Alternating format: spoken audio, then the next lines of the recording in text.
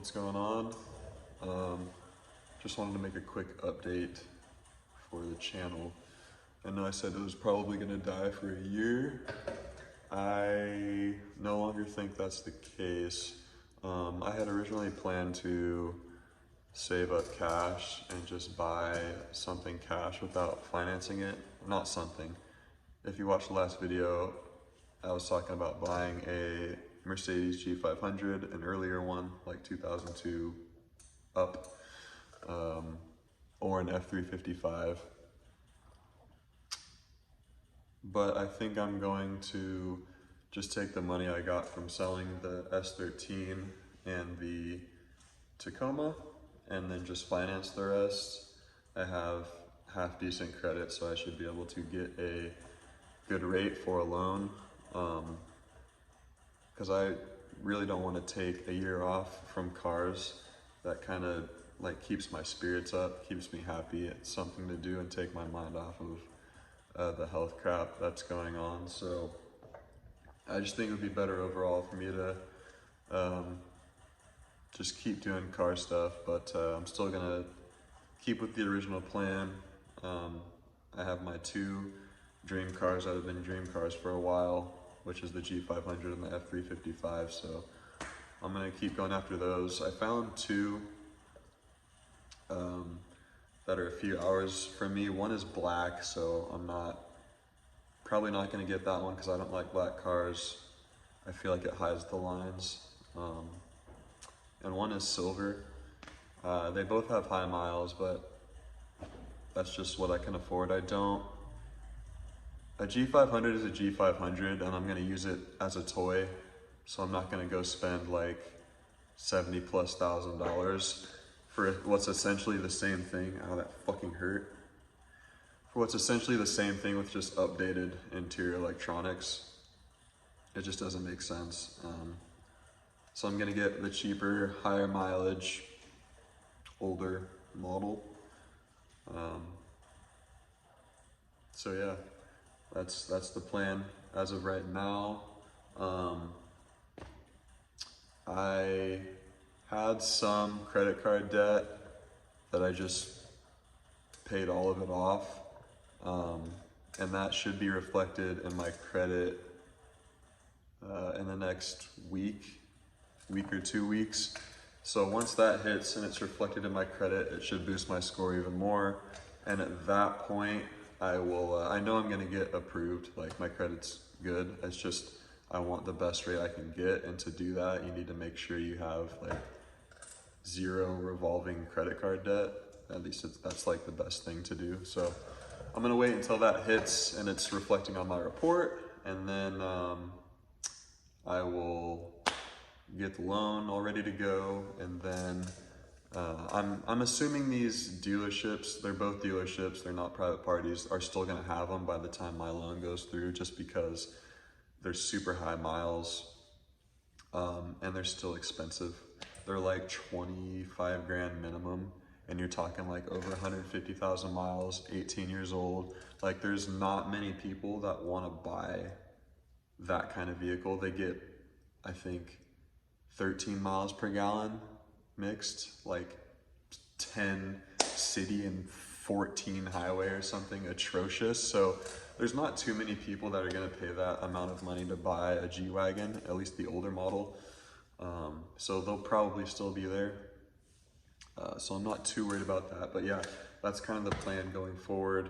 I do not think the channel is gonna be dead for a year, as long as I can find a G-Wagon. It's kind of hard to find cars in general right now, and used car prices are just going up because of all the COVID bullshit and what have you. There's just less cars to have in general, I believe is why. Which, who gives a shit? Most of the cars I want are still available. So yeah, look forward to that. I know I am. Yeah, wanna see the garage? It's pretty clean, and it's pretty empty. Let's see how to do this.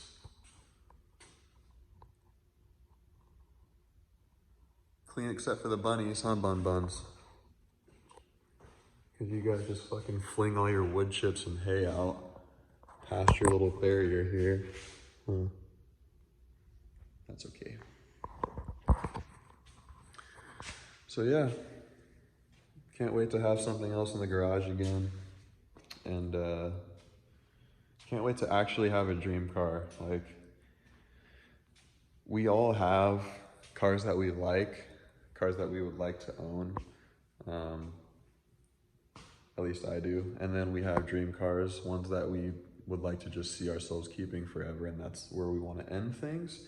The G500 and the F355 are those cars for me. I said that in the last video. So it'll be nice to not keep selling shit.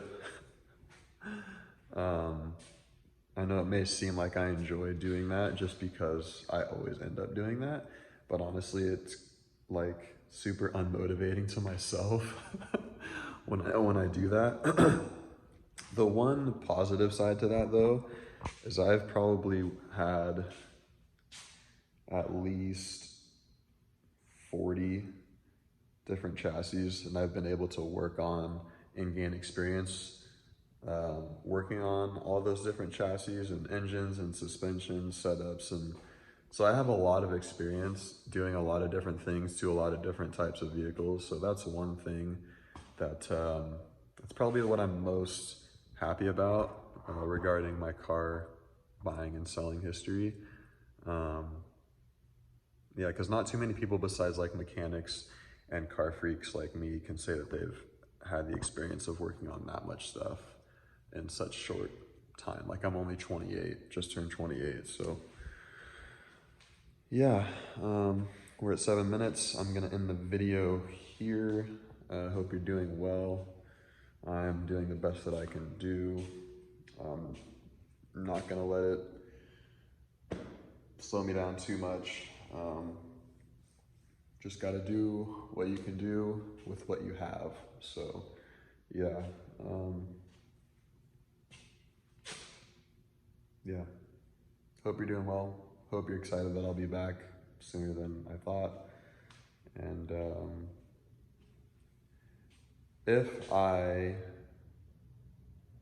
when I get the G500, I will document that trip, sort of like I did when I first got the S13. But since I knew that was gonna be such a shit show, I didn't have everything set up because I knew it was just gonna be quick clips of me explaining what's going on.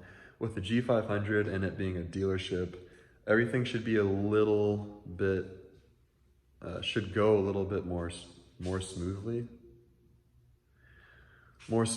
So I should be able to document it better. I know some people find that boring, but I actually really like when people kind of document the process. It's entertaining for me to do. I don't watch TV shows and stuff. I just watch people on YouTube.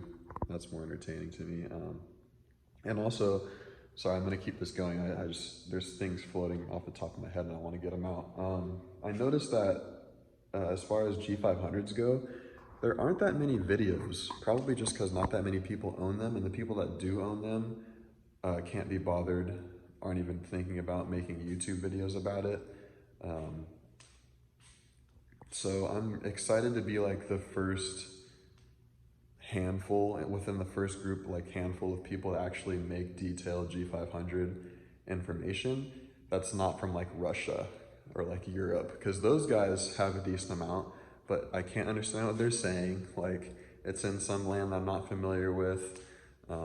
So yeah, it'll be super cool to do that, because I feel like the car genre is like super saturated right now on YouTube with a lot of specific cars, but the G500 barely has like any reviews, any like ownership stuff, maintenance stuff, modding stuff.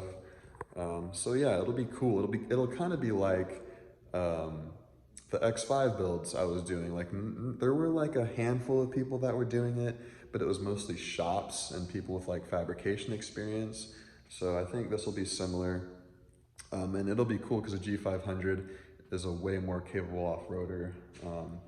But I'm not gonna start naming off the specs. We'll get to that when there's a vehicle in the garage.